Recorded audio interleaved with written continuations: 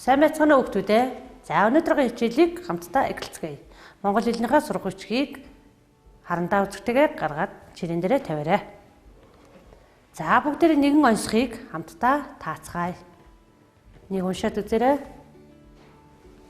Гашуун намбар байрлуулчих. Хоёр атхууртай, хоёр алхууртай, хоёр чагнууртай, хоёр харуултай, нэг хазууртай. Тэр юу вэ? Бодож үзээрэй. За сайн байна. Нясаг маань хүн юм байна. Хүн хоёр атхууртай, алхууртай хэр хүн юм байна. За дараагийн онцгойг анхаарч хараарай.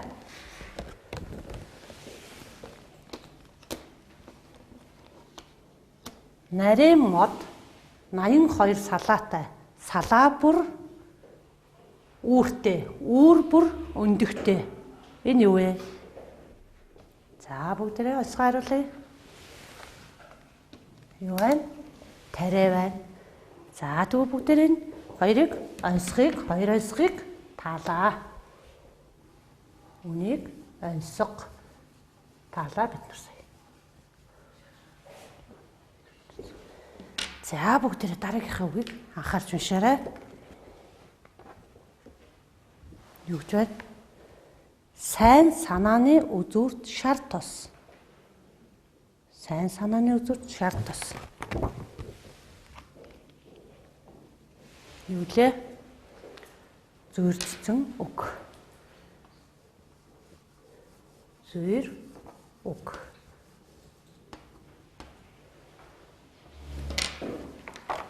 За дараагийн зургийг ажиглая.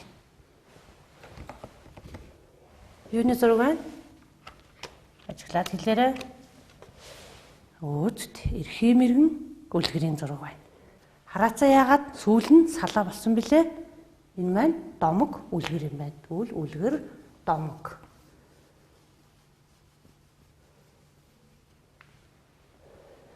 За тэгвэл бүгдээрээ домоггийн тодорхойлтыг бүгдээрээ нэг уншиж үзье. Домог гэж юу гэлт юм бол? Домог гэдэг нь эрт дээр үед болсон тухайн үйл явдлыг хэтрүүлэхтэй илэрхийлэх бөгөөд үнний улбаатай хэн нэгэн хүн зохиосон ба эзэн холбогдогч нь тодорхойгүй он удаан жил ам дамжин яригдсан аман яриаг домог гэдэг юм байна. За тэгвэл бүгдээрээ өнөөдөр нэгэн домог үлгэрийн тухай уншиж судалцгаая. Онцгой эргэж харъя. Хүн, тариа. За тэгвэл гарчгаа дэвтрээ нээгээд гарчгаа бичээрэй. Хүн,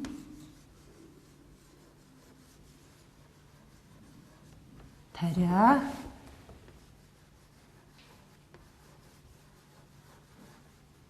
Тарих.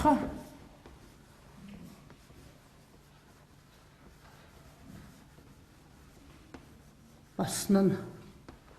За хүн тариа тарих босно гэсэн эхийг уншиж дасгал даалгавар ажиллацгаая. За сурагчдад хуудас 81 гаргаад бүгдээрээ хараарай. За нээсэн бол дэлгэц рүү харъя бүгдээрээ. Дэлгэцэн дээрхийг уншиж байгааг бүгдээрээ анхаарцгаая. Хүн тариа тарих болсон нь домог үлгэр. Эрт цагт хүн тариа тарьдаггүй тул зөвхөн махан хоол иддэг байжээ. Усны шувууд намар болоход үүр өндгөө усан дотор үлдээж дулаан орондон өвөлжөөд хавар болохоор түүнийн үзэхээр баяр хөөртэй буцаж ирдэг юм гинэ. Шувууд ингэж орхихдоо гунигтай болдог тул намрын шувуу бэлэггүй, хаврын шувуу бэлэгтэй гэж ярьдаг байв. Дулаан орноос ирж байгаа сүрэг усны шувууг харсан бүсгүй өөдөөс нь сүүн цацал өргөсөнд шувууд баярлан гангалдаж гэрийнхэн дээгүүр удтал эргэлдэж байгаад яв. Удалгүй намар болж шувууд буцахаар явж байхдаа мөн л таарч баярлан түүний толгой дээгүүр эргэлдэн ниссэн боловч бүсгүй намрын шувуу бэлэггүй гэж бодоод цацал өргөсөнгүй. Шувууд хэсэг эргэлдэж байснаа нэг ууттай юм цацаж хаад нисэн утжээ. Дараа жилийн хавар болж сүрэг шувууд эрдгээрээ нэрж бүсгүйч сүүгэн өргөж намар болоход шувуудч буцадгаараа буцаж гинэ. Намрын налгар сайхан өдөр нөгөө шуудын цацсан юм нь халиурсан тариа болон ургасан байхтай таарчээ.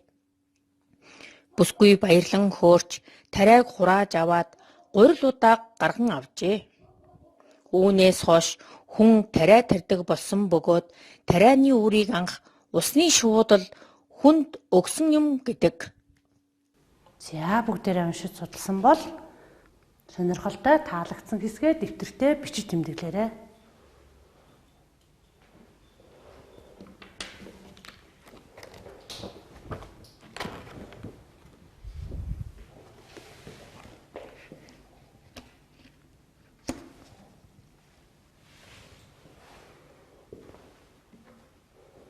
За багшны үнийг сонгож үзлээ. Шувуу хэсэг эргэлдэж байснаа нэг ууттай юм цацчгаад нисэн оджээ гэсэн өгүүлбэр багшд нь таалагдлаа. Сонирхолтой гэж үзэж багшны үнийг сонголоо. За яагаад сонгосон талаараа бүгдээрээ олон янзын таамаглал төсөөлөл гаргацгаая.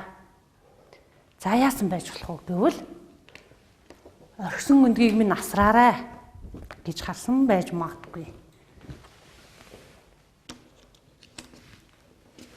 Мөн сүүн цацлаа өргөх болов гэж харсан байж болох юм.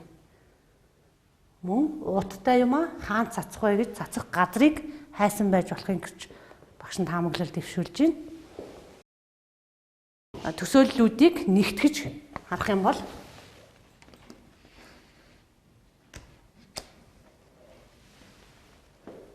сайхан сэтгэлээр угтаж сүү өргөж авсанд баярлаж буцахтаа бэлэг өгсөн гэж үзлээ.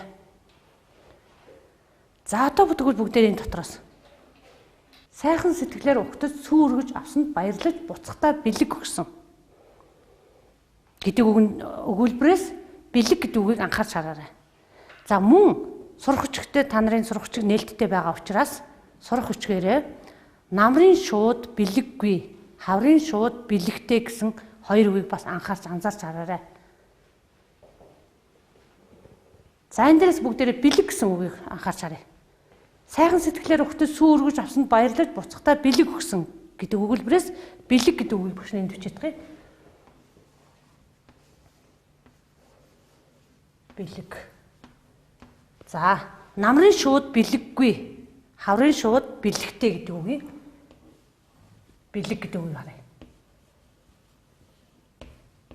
За энэ хоёр үгийг ажиглаад хараарай. Энэ хоёр үгийг ажиглахад дуудлага ижил боловч бичлэг өөр байгаа. Энэ үгийн утгыг тайлбарчгээ ашиглаж утгын тайлбарлацгааг өгдөг. За багшин дэлгэцэн дээр гаргасан байна. Бэлэг гэдэг үг маань талархаж хүнд өгөх юм. Бэлгээ гэдэг нь болохоор шинж тэмдэг, совин, мууяр, бэлэг тэмдэг, бэлэг дэмбэрэл гэсэн утгатай үг байна. За үүн дээр нэмээд багш нь нэмээд цацал гэдэг үг авсан байгаа. Цацал гэж байдаг юм гэхээр тэнгэр дэлхийд өргөх сүү цайны дээж. За ийм гурван үгийг бүгдээрээ харьцуулж ярьж утгыг ойлгож дэвтэртээ бичиж сурцгаарай.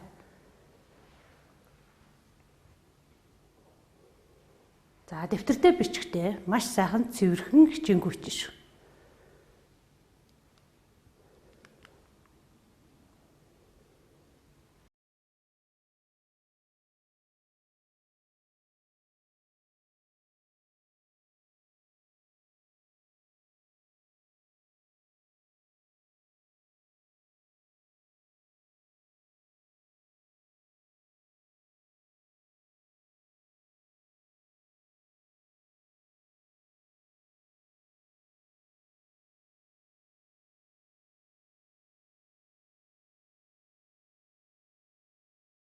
За бүгдээрээ одоо саяхаа зохиолын утгыг зураг харж ярилцъя.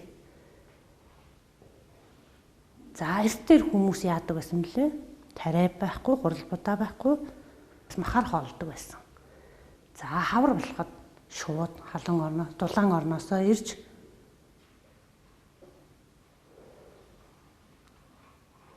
бүсгүй өөдөөс нь түүнийг харсан бүсгүй өөдөөс нь сүүн цацлаа өргөхөд шууд баярлан ганганалддаг байжээ.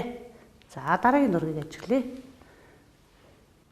Хавар ирсэн шууд удалгүй намар болж халуун орондоо буцах болсон. шууд буцахаар явахдаа мөн л баярлалд нь түүний толгой дэгүүр эргэлдэн нисэж байсан боловч бүсгүй намрын шувуу бэлэггүйгээд сүргөөг байхна. Гэтэл шувууд маань ууттай бэлэг цацчихад явжээ. За ингээд бэлэг цацаад явсны дараагаар хавар нь дахиад шууд ирсэн. Дахиад л хэсэг хугацааны дараа намар болсон. За намар болоход яасан гэхээр халиурсан тариа ургасан байсныг бүсгүй баярлан харж түүнийг хураан авч гурил удаа гарган авчээ. Үүнээс хойш хүн тариа тарьдаг болсон юм гинлээ. За зохиолын агуулгыг ойлгосон бол одоо бүгдээрээ дасгал даалгавар ажиллацгаая. Нэгдүгээр дасгал. Зөв хариултыг сонгож бичээрэй. За нэгдүгээр асуултыг уншаарай. Зөвхөн хариултыг сонгож бичнэ. Зөвхөн зөв хариултыг дэвтэртээ сонгож бичнэ. Усны шууд яах гэж буцаж ирдэг вэ? Хавар болсон учраас, намар болсон учраас үлдээсэн үр өндгөө үзэх гэж, тарианы үр өгөх гэж аль хариулт нь зөв буй гэдгийг сонгож дэвтэртээ бичнэ шүү.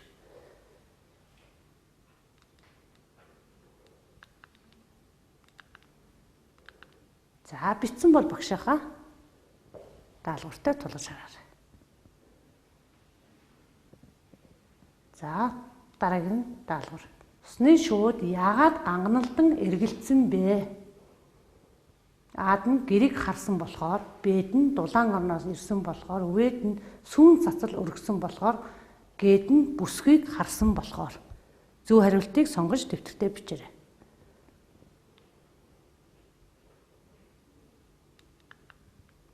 За хариулт арай.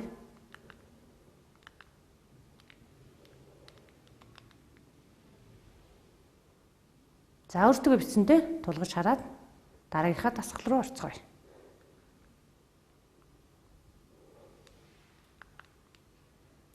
ертөнцийн 3-ыг гүйцээж бичээрэй. ертөнцийн 3-ыг гүйцээж бичээрэй.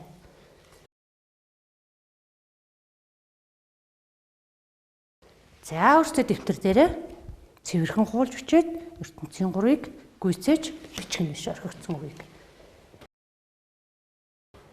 Эзэн муутын гэр, ээж муутын хоол, эв муутын санаа ямар байдаг вэ? Дараагийнх нь их хүний сэтгэл нэг, эргэх хорвоогийн нар нэг, эх орны минь салхи нэг ямар байдсан бол ертөнцийн 3-ыг бодож үзээд дэвтэртээ бичнэ шүү. За ертөнцийн 3 хүйтэн. За дараагийн ертөнцийн 3 юу юм бол ертөнцийн 3 дулаан. За ертөнцийн 3 хүйтэн, ертөнцийн 3 дулааныг бид нар сая нөхөж бичлээ.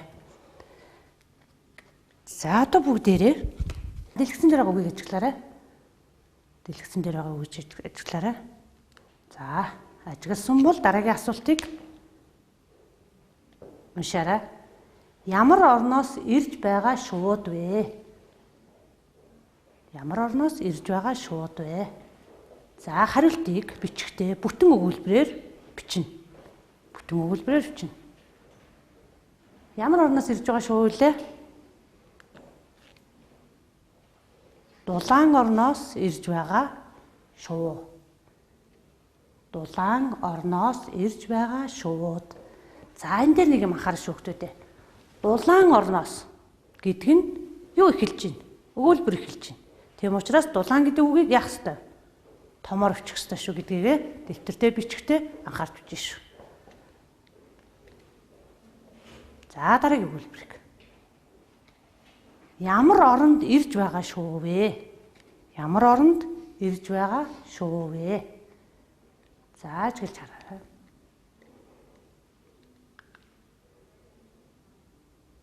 За сэрүүн оронд ирж байгаа шууд. За өгүүлбэрийг бичихтэй том үсгээр эхэлдэг гэдгийг бас анхаарч бичнэ шүү. Сэрүүн гэдэг үгээ томоор бичих ёстой шүү.